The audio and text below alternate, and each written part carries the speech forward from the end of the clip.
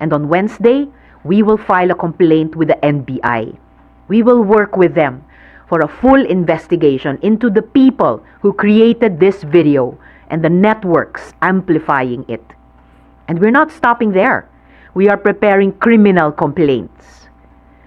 To those behind this, you don't scare us, but you should be scared of the truth.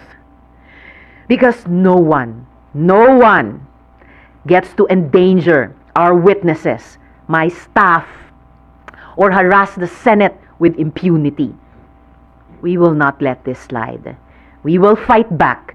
Hindi nila mapipigilan ang katotohanan. Po sa Kibuloy issue, sana lang. Sige, kaya, sinong tingin niyo nasa likod ni Michael Mauricio para gawin niya to at bumaliktad siya?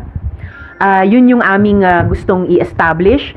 Sinabi for one ni Attorney Torreon na hindi daw sila. So, sino hanggang ngayon? Wala pang nagkiklaim ng authorship nitong magaling na video nila ng panay fake news naman. Bakit ayaw nilang aminin o angkinin? Dahil di tulad nga namin na kompleto ang mga resibo kay Michael at sa lahat ng aming mga witness, lahat ng resibo para sa investigasyon ay kompleto kami. Hindi tulad nila na wala silang mapatunayan dahil panay kasinungalingan ang video nila. But are you of the belief that he's acting not on his own? Someone is behind him? There is definitely someone behind him. Kung acting on his own siya o hindi siya acting on his own, hindi pa natin masisigurado 100% dahil contradictory yung mga messages niya sa opisina ko hanggang sa 1 week ago, June 23, at yung mga sinasabi niya ngayon sa video, at yung sinabi din niya under oath sa hearing nung laban kay Kibuloy at sa KOJC.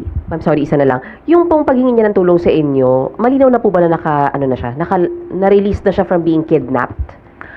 That was right before na biglang lumabas itong video na ito. Nag-message siya prior to June 2025 na takot dahil may nanghaharas sa kanya. Nag-message siya prior 2025 na nililigawan siya, inaalukan siya ng bayad, ng malakas na abogado. Pero biglang June 2022 and 2023 this year, may dagdag na takot na dahil siya daw ay kikidnapin. I-rescue daw siya. Actually, no. Nandun na siya kasi sinabi niya doon siya dinakip sa Glory Mountain. So yung huling mga messages niya, nakidnap na siya. He was already being held against his will. Kaya humihingi na siya ng rescue. Habang kumikilos na ang PNP, batay sa finoward naming messages ni Michael sa kanila, habang kumikilos na ang PNP Davao para malamang i-rescue nga siya gaya ng kanyang hiningi, lumabas na itong fake video na ito. Thank you, Conde. Then, Victoria. Ma'am, dun po sa 13 witnesses na nag-reach out to prove na kaya nilang patunayan yung sinabi ni alias Rene, meron din po bang from KOJC na nagko-convince sa kanila na bumaliktad, i-recant yung kanilang testimony, and ano po yung ginagawa ng ating office para hindi sila bumaliktad?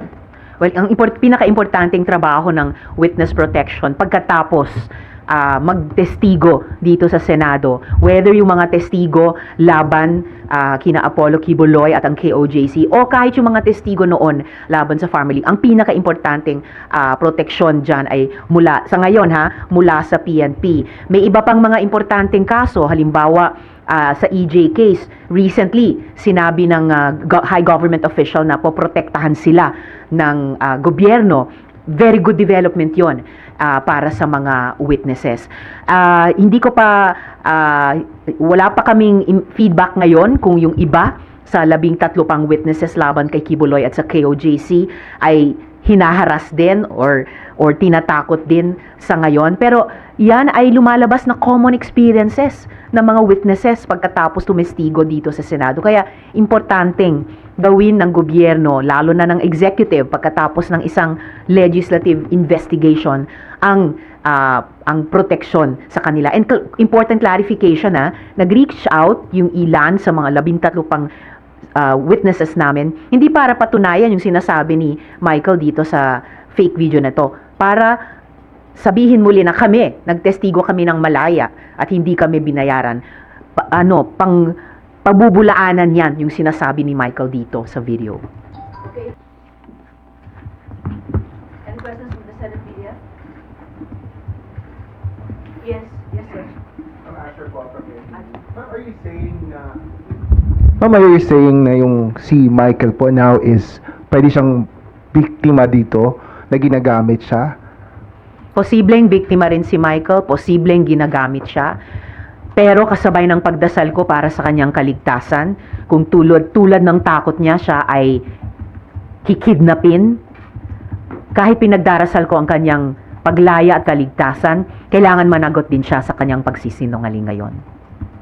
And ma'am, meron po rin bang feedback yung PNP about ano po yung sitwasyon niya ngayon? Basta ang latest na alam kong ginagawa ng PNP noon ay kumikilos din sila agad doon sa finoward naming mga messages ni Michael noon lamang, June 22 at 23. Pero habang sila ay kumikilos na noon tungkol sa kanyang cry for help, yung kanyang hiling na ma-rescue siya, biglang lumabas na itong video na ito. Thank you. Next. Si Ma'am. Next, si Victoria. Sen Ann po from Brigada. Ma'am, after lumabas yung issue about kay alias Rene, si Attorney Roque said that ang dami niya raw pong invento and he even encourages the public po na magsampa ng ethics complaint against you para mapatalsik sa Senado. Any comment po regarding this? Bukas sa kahit sinong mamamayan na mag-file ng ethics complaint. Pero parang si Harry Roque ang maraming sinasabi. Umuwi muna siya. Humarap muna siya dito sa Senado. Haharapin ko siya kahit saan. Pero ngayon, bitawan na niya yung buhay pugante niya. Sen, after nung call ni Sen Roque, may ilang netizen na sabi nila, baka raw kayo pinupuntirya kasi baka daw natitreten for you kasi baka daw tumakbo kayo for 2028 elections. Sa tingin niyo po ba, may possibility po ba na may ganung angle kaya pinupuntirya po kayo? Anything is possible, pero para sa akin, saka na yung ganyang mga usapin na iyan, tututok muna ako dito sa mahalagang isyong ito na may kinalaman sa trabaho ko sa Senado.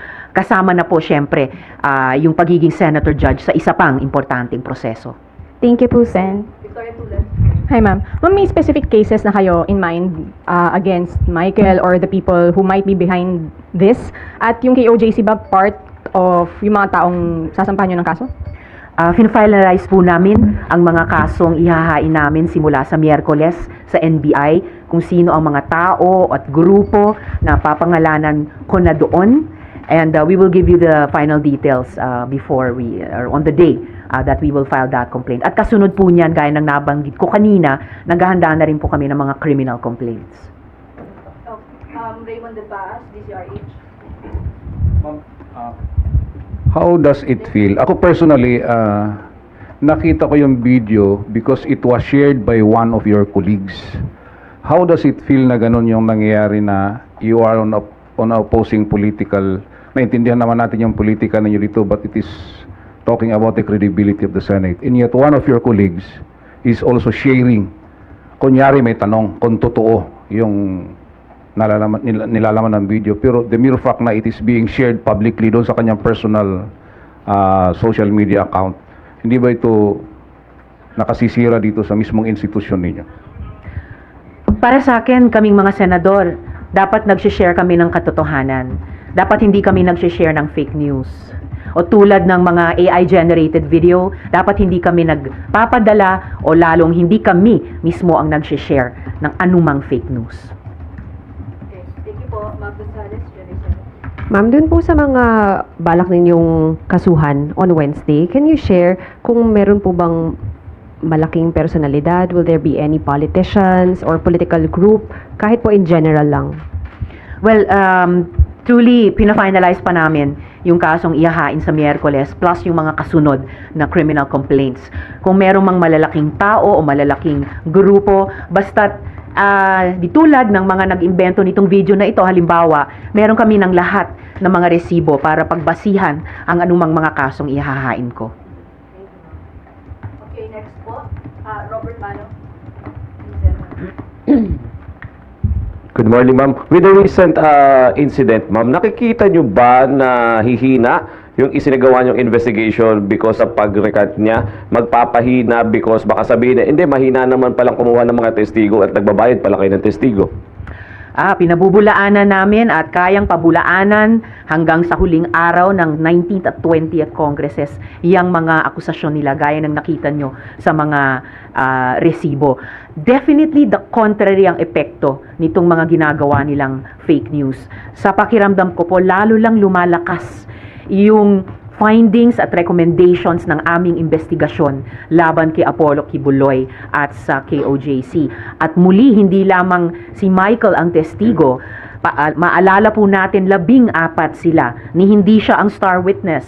At yung iba sa 13 pang witness na yon ay nag-reach out na sa opisina ko para sabihing handa nilang patunayan. Sabihin muli na sila'y nagtestigo ng malaya at hindi sila binayaran. At sisiguraduhin ko rin na yung committee report, draft committee report namin dito sa investigasyon laban kina Kibuloy at sa KOJC, na muli, salamat kay Sen. Rafi, siya ang unang pumirma niyan.